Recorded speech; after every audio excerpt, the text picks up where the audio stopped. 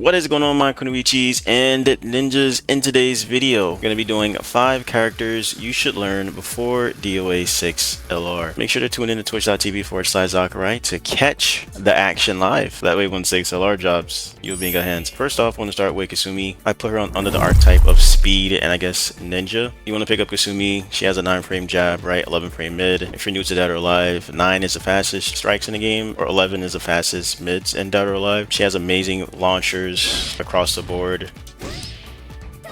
She can launch you a lot of ways, right? She's one of the few characters that have a low to mid launcher, which is tricky. And not a lot of characters have that. I mean, her gap closes are amazing. Big D plus K right here. Look at the distance on this thing. And it's gonna knock you into a lot of things. If you touch flesh, she gets close hit, which is really good too. It wall splats into a basic combo. This character is really good. She also has string manipulation. Simply what that means, a character that has a lot of combinations of highs and mids. Essentially try to like mental sack her opponent. She just has a lot of high, mid, low strings. She can really mix you up.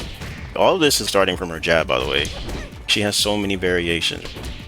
She's gonna force your opponent to hold. She also has a super launcher throw.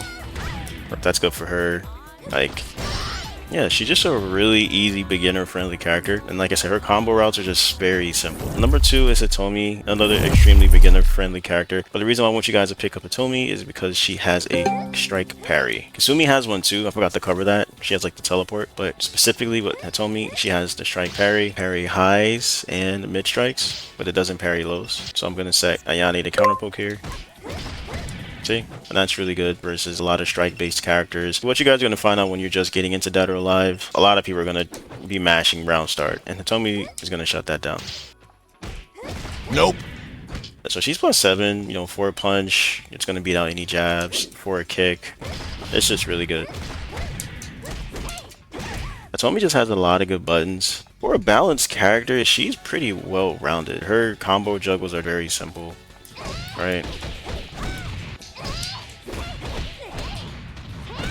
She's another character that has really good string manipulation. Just like Kasumi, she has a lot of strings that she can do from jab. Kasumi has a little bit better ones, but Hitomi has some really good ones too. Look at the knockback. She also has really good guard breaks too. If you're fighting somebody and they're kind of stuck on guard, she just has a lot of good guard breaks to open up your opponent. This is one of my favorite ones. Because that second one is 9 frames, so it comes in pretty quick. She also has the 4-throw reset, right? +7. They're mashing at their 4 grab. You're gonna get a free counter hit. It's really good, man. Devastating close hits, or close hits. They do so much damage. Kind of insane. 4-6P, just it's crazy, right? 12 frames and neutral, by the way. This thing is just it's gonna snipe people. She can combo into fatal. That's gonna be like your B&B. Whenever you trigger a wall splat with Hitomi, like, she's one of the characters that have the luxury of juggling into S after the wall splat, and it's just really powerful, man. And if you don't want to activate the break blow, you simply just hold back right before the last hit. A fatal rush animation. She's really good. Pick her up. Head the combo challenge. Understand her basic routes and her juggles. Watch some videos online how to play Hitomi on some juggles and things of that nature, but she's super easy to use. Next up is Leifang. The reason why you should learn Leifang is because she's one of the characters kind of similar to Hitomi. Hitomi has a parry, but Leifang is more a defensive archetype character, where she literally has a special parry for like every situation in the game. And also, she has her Sabaki, which is back punch plus kick, or aka 4P plus K. And this thing is just gonna cook every high strike, and she gets a follow-up. So, really good. But the reason why Leifang is so good too is also she has really good offensive holds. I'll explain what an offensive hold is on the screen. This thing is good. Kasumi was pressing like on a wake up, the offensive throw is gonna get her. See? I kind of right there. If I do a regular throw, it's gonna beat me out. But if I do the defensive hold, time it. And that's 4-4 throw. One of the most annoying moves to deal with in the game. And the reason why it's so good too, but it triggers this. That wall stun animation right there, that one is like probably one of the best in the game because your opponent cannot use a wake up kick. They are completely vulnerable, and Leifang is plus 17, and she can get some really nasty, disgusting setups. She gets all of this from 4 throw. That is insane value, and it's just so easy to do. And you can even mix up the 50-50 where you can go for 4 punch if your opponent likes to crouch on wake up, because that's one of the best ways to deal with defensive holds is to crouch. But Leifang has an answer for that. She has 4 punch. And to make matters worse, she can actually combo into. Her strings are pretty simple. Like, she doesn't have crazy string manipulation like Hitomi, but what Leifang does have is amazing staggers. She can really delay her strings to try to open you up. Unfortunately, natural strings don't track in this game, so Leifang is susceptible to sidestepping, can step some of her strings, and she doesn't have like the best tracking. But the good thing is her offensive hold, it does track because it's a throw. So yeah, it's really good. She's also relatively safe with her pressure, because 4 punch is -5, right? And you'll see this a lot. Leifang players will definitely shoulder after a lot of strings. This move is really good. So like, soon as you think you want to take your turn back, she'll get you. Another thing too with Leifang is her holds, which does a lot of damage from her counters. To trigger high counter holds, you got to like land it right before it hits you. There you go, look at that, 97. That's like almost an Azuna drop. Damn near. And then it gets even worse because she can trigger it against the wall. Look at that, bro. 112. Like, are you serious right now? She also has advanced holds too. That does a lot too. Like, look at that. I think her advanced low does a lot too. Yeah, 112. Look at that. Like, that's ridiculous. The next one is Ayane. But the reason why I want you guys to play Ayane is because not only she's a ninja and she's, you know, purple, and purple is just a fire color. She's a zoning type character. This is the best zoning button in the entire game. 7p. Yeah, like, look at the space this thing creates. No character can out-turtle Ayane, especially when she has a lead. There are a few characters that can chase her, like Hayabusa, Hayate, maybe Kokoro. It's just really hard to deal with Ayane when she does have a lead. She just has a lot of ways to dictate space, and she's has some of the best save pokes in the game. Back turn H+ kick is just egregious. This move here, like, it's -8, but it's a space trap. So I'm gonna set Kasumi to command throw and just gonna whiff.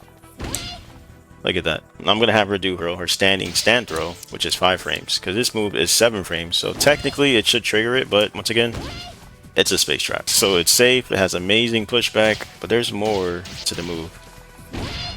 She gets that on normal, and on counter hit, same thing. But the issue with that move is she's plus 70, so that means she literally gets all of her launchers. As soon as I land this, Ayane gets, like, all of her launchers are online. All of them. But she has this. Ridiculous.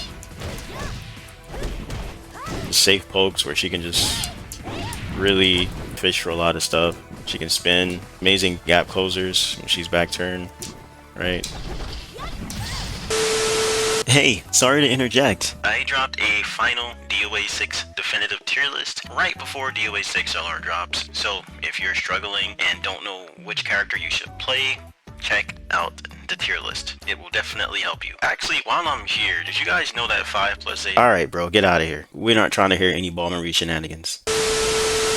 Like, her stance technically is just back turn. You just got to get familiar with a lot of the stuff she can do back turn. So you don't want to just be like back turn with Ayane and then just mashing like random stuff. You want to actually go in the lab and figure out what she can do from back turn. This move is good too, which creates like another built-in 50-50, because you can do the roll, or you can come in and do that too.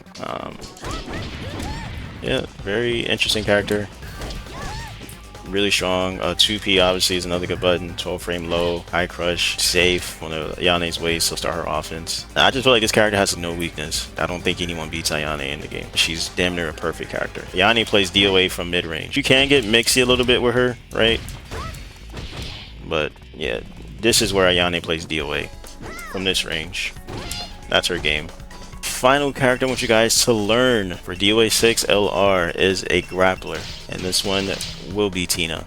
You want to learn grapplers because they are blessed with faster throws than non-grappling characters in the game. Tina has a 6-frame forward throw. All grapplers, they have a 4-frame neutral and a 6-frame forward command throw. They're going to be able to punish a lot of -7 moves on block. I'll touch on frame data in another video. With grapplers, they excel at big throws. Kind of like in any fighting game. Grapplers are usually slow, but when they grab you, they do a lot of damage. Hold on. Okay, there you go. But since Tina's slow, she doesn't have the 9-frame jab and the 11-frame mid. While crouching punch is really good. It's 12 frames. Pretty sure it's the fastest 12-frame in the game based on damage priority. Her thing is just crushing. That's what Tina's gonna do. She's gonna crush you, right? She's gonna go under a lot of moves. That's usually how she gets her offense started. So in a way, she's a bit evasive.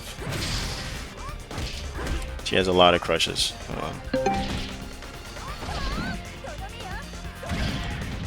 Her routes are very basic. She has a lot of deep stuns, so like a lot of her strings are going to trigger like deep stuns, right? Which are really good at putting your opponent in a lot of muscled situations. She's one of the characters that can really get to like critical level 3 quick, you know? Which is good, because that means you don't really got to do too much thinking on offense. You can just kind of focus on your opponent. And she's also really good at baiting your opponent out. So I think about...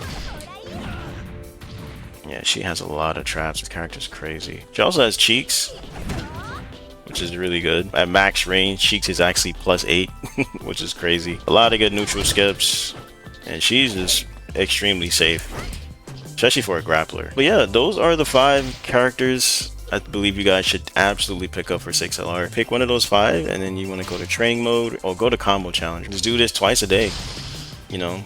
Do their combo challenges twice and do their command training twice. That's like your drills to learning these characters. Pick one and get comfortable with the routes. And also, DOA6 is like 7 years old, so there's hundreds of videos for like combos and tech. So you're gonna be able to find all the stuff for these characters. Video's not over actually. We're gonna add a bonus section to this video. See these 2 girls down here? Yeah, you need to pick one of these 2. I don't care which one you pick. Pick one. If you like fire, go Mai. If you like ice, go Kula. Both of these 2 characters are broken. I'll touch on Mai a bit, and then I'll touch on Kula. They have a lot of unorthodox strings. Also, they have projectiles. Mai, I mean, this move right here is just... I don't know why Team Ninja added these characters into the game. Like, they're just so good, man. They got the fastest strikes in the game, of course. Make sure you just learn one of these characters. I'm not about to make a full KOF guide for both of them. I'll do that in a separate video. But yeah, just pick Mai, dude, and just please pick Kula. They're just broken. Like, they are just really good, right? Kula, running slide, I mean... Very tricky strings to deal with. Amazing staggers. He has a jumping mid that's +1. So her 9p is -1. That's interesting. But Kula is +1. They're just really good at the moment right now. Their strings are just very tricky in comparison to the Dead or Alive cast. The best like comparison I could make when Dead or Alive 5 added the Virtual Fighter cast, and they just played so differently than Dead or Alive like traditional DOA characters, because their strings are just so quick and they're fast, but also have amazing value. Kaiser, what's good, man? I guess you're gonna be in the YouTube video, Nightbane. I'm recording the video. I mean, you can argue both for top 5. I don't know why they brought them back, but they are here and they're here to stay. That's gonna do it for this video. Just wanted to give you guys a quick little starter kit on which characters to play. The characters that I listed, maybe outside of Ayane, are pretty easy to play. Ayane and the KOF girls. I think those are like the 3 characters that kind of got to go in the lab and figure them out. Like I said, DOA is all about repetition. 95% of this game is all about string knowledge and just understanding your character strings. Like understanding your strings and understanding your opponent's strings and learning how to deal with them. So that's pretty much it. That's all I got. If you guys enjoyed the video, please leave a like, leave a sub. It truly helps the channel grow. Take care of yourself. Make sure to have a good one. See you.